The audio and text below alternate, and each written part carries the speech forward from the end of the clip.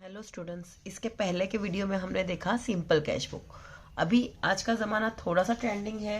पहले इतने बैंक में अकाउंट्स नहीं हुआ करता था, सारे ट्रांजैक्शन से वो कैश में होते थे। लेकिन आजकल इतना एक्सपांड हो चुका है बिजनेस, तो ऐसा नहीं कि यही कैश पेमेंट होगा। अगर मैंने मद्रास में, चेन्नई में, बेंगलोर से भी अगर मेरा कुछ परचेज सेल हो रहा है तो हम कैश देने पहुंच नहीं सकते। तो हम ज़्यादा से ज़्यादा आजकल बैंक ट्रांजेक्शन्स यूज़ करते हैं क्योंकि वो काफ़ी ईजी भी होता है। तो सिंपल है, अगर हमारे ट्रांजेक्शन्स जो भी हो रहे हैं और हमने कैश में पे किया या बैंक से पे किया, तो हम लोग पेमेंट के कैश से अगर पेमेंट करें तो कैश कॉलम में लिखेंगे, और हमने किसी को चेक दे के पेमेंट किया तो बैंक में से माइनस करेंगे अमाउंट।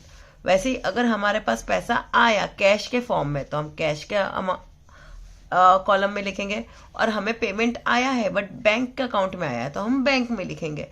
इतना ही सिंपल है। सेम फॉर्मेट है जो पहले सिंपल कैश बुक में था, बस कैश के बाजू में एक बैंक अकाउंट एक्स्ट्रा बना है। सेम है, date, receipt, receipt number, cash और बैंक का एक एक्स्ट्रा कॉलम है। Date, payment, voucher number, ledger folio, cash में अगर पेमेंट किया है तो, या फिर बैंक से पेमेंट किया है तो। That's it. बस क्वेश्चन में दिया होगा कि आपने पेमेंट कैसे किया है, कैश में या बैंक से। That's it. उसके लिए हम एक एग्जाम्पल्स हम देखेंगे। उसके लिए सबसे पहले हमें फॉर्मेट ड्रॉ करना है। फिर in the books of any traders, any company कुछ ना कुछ दिया होगा। Then cash column with 2 column, यहाँ पे 2 कॉलम वाला कर रहे हैं इसलिए कैश कॉलम विथ 2 कॉलम्स। ये डेबिट साइड हो जाता है, वो क्रेडिट साइड हो जाता है।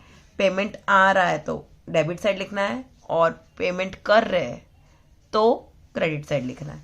ठीक है, पहले ईयर लिख लीजिए 2018 सितंबर, दोनों तरफ लिख लीजिए 2018 सितंबर।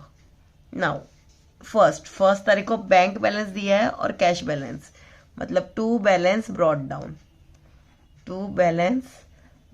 बैंक में कितना है 52,000, तो हम बैंक के अकाउंट में यहाँ लिखेंगे 52,000। और कैश कितना हमारे पास है 15,000, तो हम कैश में लिखेंगे 15,000। ठीक है, नेक्स्ट 4 को purchase goods and payment made by cheque.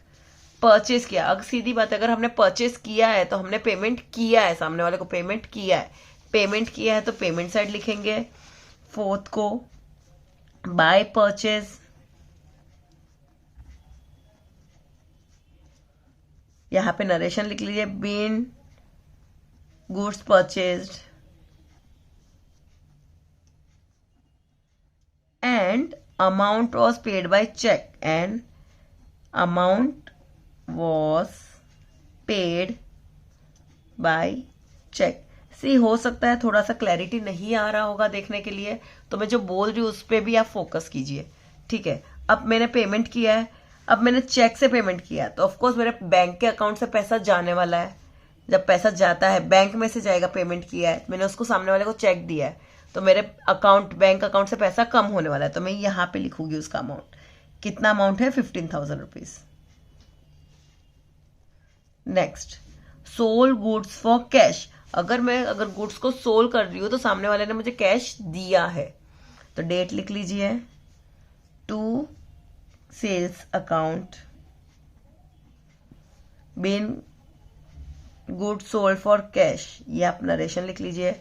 अब कैश में पेमेंट आया है तो मुझे कैश के कॉलम में लिखना है कितना पैसा आया है। ठीक है, कितना पैसा आया है 8,000। कैश आया है तो हम लोग कैश के कॉलम में लिखेंगे। That's it. Next, purchase machinery and payment made by cheque. अब परचेज और मशीनरी वर्ड है तो असेट है तो हम मशीनरी वर्ड यूज करते हैं। डेट देख लीजिए क्या है 13 को बाय मशीनरी, क्या लिखेंगे बाय मशीनरी। अगर मशीनर है, यहाँ पे नरेशन लिख लीजिए आप, being machinery purchased and amount was paid by cheque. तो पेमेंट किससे हुआ है, मैंने चेक दिया है, मतलब बैंक से जा रहा है पैसा। कितना जा रहा है 10,000 रुपीज। ठीक है, next, goods sold and received check deposited on the same day. Sold goods मतलब मैंने सेल्स किया है तो पैसा आएगा। तो पहले तो इतना समझ लो कि अगर मैंने सेल्स किया तो पैसे आने वाला है, तो मुझे यहां पे लिखना है टू सेल्स अकाउंट। अब पैसा कैश में आया है या बैंक में आया है वो देखना है। चेक से आया है मतलब बैंक में आया है, तो 12,000 रुपीज बैंक वाले कॉलम में लिखेंगे हम। नरेशन लिखना है आप लोगों को, ठीक है। Next, purchase goods for cash from Mrinal. Purchase की है, अगर मैंने कोई चीज खरीदी है तो मुझे सामने वाले को पेमेंट करना पड़ेगा, तो बाय परचेजेस अकाउंट। अब पैसा मैंने कैसे पे किया है, कैश में, मतलब कैश के कॉलम में लिखूंगी मैं, कितना, 18,000 रुपीज। नरेशन, ठीक है। Next, purchase stationery and paid by cheque. अब पेड बाय चेक मतलब बैंक से पे किया है मैंने, ठीक है, 20 को। बाय स्टेशनरी, गुड्स के अलावा जो भी है stationery account. Being stationery purchase and amount was paid by, कैसे है, चेक से, कितना, 2100। चेक से पेमेंट किया मतलब मेरे बैंक से जाने वाला है पैसा, 2100। नेक्स्ट, चेक गिवन टू अवधूत। मैंने अवधूत को चेक दिया है, मतलब मैंने उसको चेक दिया है तो मेरे अकाउंट से पैसा कम होने वाला है, तो यहां पे मैं लिखूंगी बाय अवधूत। अब चेक दिया है तो बैंक में से पैसा मेरा जाएगा, कितना अमाउंट जाने वाला है, 1800।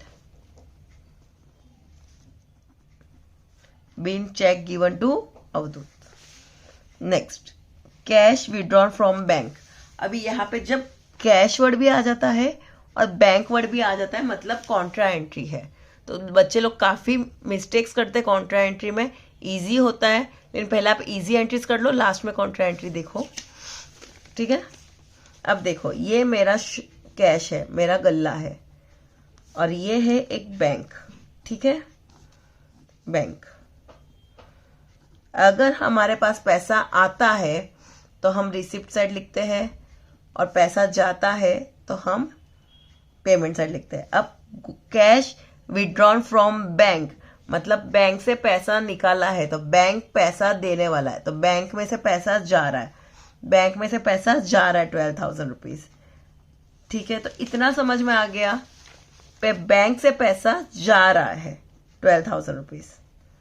इतना सा समझ लो तो पूरी एंट्री सॉफ्ट हो जाएगी। डेट लिख लीजिए 27, और इसे हम बोलते हैं कॉन्ट्रा एंट्री। तो यहाँ पे आपको सी लिखना है, लेजर फोलियो में, जो हमने ये लेजर फोलियो कॉलम बनाया है उसमें आपको सी लिखना है, ठीक है।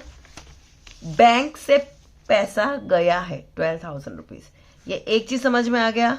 तो यहाँ पे लिखना है बाय कैश। पैसा बाहर क्यों गया, अवधूत को दिया, आपने निकाला, परचेज किया, कुछ तो किया है, नहीं, कैश निकाला है, जरूरत थी तो।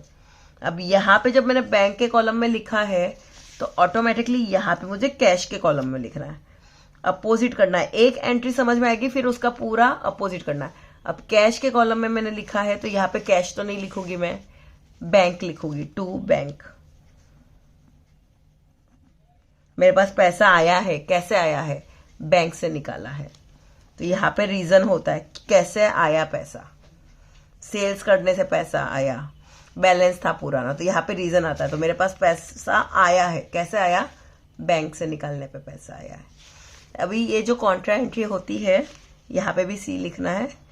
एक चीज समझ लेनी है कि पैसा निकला है, जब मैंने विड्रॉ किया तो बैंक वाले ने पैसा दिया है, तो बैंक में से पैसा माइनस करना है, तो बैंक के कॉलम में एक बार 12,000 लिख दो। इतना समझ में आ गया। यहाँ बैंक है तो ऑफकोर्स यहाँ पे बैंक वर्ड नहीं लिख सकते, तो हमें यहाँ पे कैश लिखना है, ठीक है। जब ये समझ में आ गया, यहाँ पे बैंक के कॉलम में लिखा है तो ऑफकोर्स इधर कैश कॉलम में लिखेंगे, और वर्ड अपोजिट यूज होगा। 4 से 5 कॉन्ट्रा एंट्रीज आप प्रैक्टिस करोगे तो बहुत इजीली समझ में आ जाएगा, ठीक है। प्रैक्टिस जरूरी है। Next is 30, paid rent by cheque. Pay किया है बाय रेंट, सी नरेशंस आप लिखोगे, गुड्स सॉरी कैश क्या है, कैश विड्रॉन फ्रॉम बैंक, वो आपको लिखना है। अभी यहाँ बीन रेंट पेड, कितना अमाउंट पेड किया है हमने, 500 बाय चेक, तो हम लोग चेक से है तो किस कॉलम में लिखेंगे, बैंक के कॉलम में लिखेंगे 500 रुपया। नेक्स्ट 30 का और क्या किया है, पेड सैलरी। जब कुछ नहीं दिया है तो अज्यूम करो कि कैश में हुआ है, बाय सैलरी अकाउंट, ठीक है। कितना अमाउंट है, 4,000 रुपीज, तो वो यहाँ पे लिख लीजिए।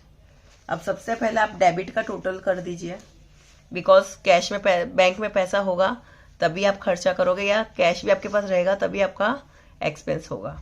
तो इसका टोटल करना है, 2 लाइन छोड़ के लास्ट कॉलम में, ये यहाँ पे टोटलिंग कॉलम करना है आपको, दोनों ड्रॉ करना। तो इसका टोटल हो जाता है 35,000 और इसका टोटल हो जाता है 64,000। तो सेम अमाउंट दोनों साइड लिखना है हमें, 35,000 और 64,000। बट ये टोटल इतना है नहीं, यहाँ का टोटल तो 35 है, ठीक है, लेकिन यहाँ पे 35 लिखा है, लेकिन क्या सच में मैंने पेमेंट 35 का किया है? नहीं, सिर्फ और सिर्फ 22 का हुआ है। तो बचा हुआ 13,000 क्या है, मेरा पैसा बचा हुआ है। तो उसको कौन सा मंथ है ये? सितंबर। तो सितंबर में लास्ट डेट 30 ही होती है। तो उसको हम लिखेंगे बाय बैलेंस कैरी डाउन। कितना पैसा बचा? टोटल 35 आया था मेरे पास, उस 35 में से मेरा 18 + 4 22 खर्चा हो गया है, 13,000 बचा है जो मुझे नेक्स्ट मंथ में कैरी फॉरवर्ड होगा। वैसे ही बैंक का टोटल 64,000 है, उसमें से मेरा खर्चा कितना हुआ वो निकाल दो, तो मेरे पास कितना पैसा बच होता है। तो इसको करना है 32,600 हमारा बैलेंस है, ठीक है। आप बुक में भी इसको करेक्ट कर सकते हैं, और हो सकता है कभी मैंने भी मिस्टेक किया हो तो आप क्रॉस चेक करके मुझे ये बता सकते हो क्या बुक में रॉन्ग है, क्या मैंने कैलकुलेशन एरर किया है। या टेक केयर। सी, ये सम देख लीजिए, ओके। इसका टोटल करना है 52 + 12 दैट इज 64,000। तो यहाँ पे भी 64,000 करने के लिए हम पहले इनको सबको प्लस करेंगे। 15 + 10 25,000 + 2,100 + 1,800 + 12,000 + 500। तो इसका टोटल हो जाता है 31,400। तो 64,000 में से 31,400 माइनस करेंगे तो वी विल गेट 32,600। तो वो हमारा हो जाएगा बैलेंस कैरिड डाउन, 32,600 वहाँ का यहाँ आता है, ओके।